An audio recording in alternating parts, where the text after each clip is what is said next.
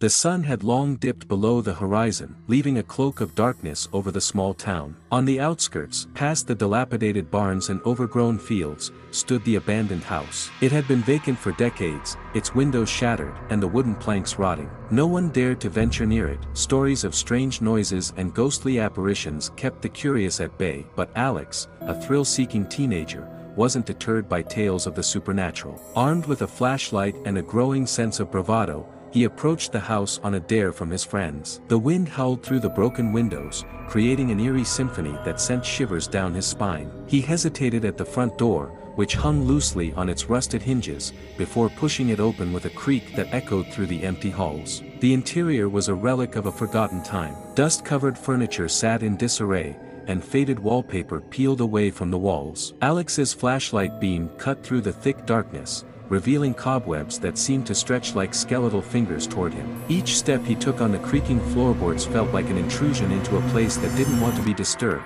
As he ventured deeper into the house, a cold draft brushed past him, and he heard a faint whisper, indistinguishable yet unsettling. He shook it off, convincing himself it was just the wind. But when he reached the staircase, he froze. Footsteps echoed from above, deliberate and heavy. "Who's there?" he called out, his voice trembling. Silence was his only answer. Gathering his courage, he ascended the stairs, each step a monumental effort. At the top, he found a long hallway lined with closed doors. The air was colder here, and the whispering grew louder, more urgent. He approached the first door and pushed it open. Inside was a child's bedroom, untouched by time. A small bed, a rocking horse, and shelves filled with dusty toys. But what caught his eye was the mirror on the wall. In its reflection, he saw not just himself but the faint outline of a young girl standing behind him. He spun around, but the room was empty. Heart pounding, he backed out and tried the next door. This room was a master bedroom, with a large, canopied bed and an antique dresser. Again, the mirror revealed more than reality. A shadowy figure, tall and menacing, loomed behind him. Alex didn't dare turn around this time.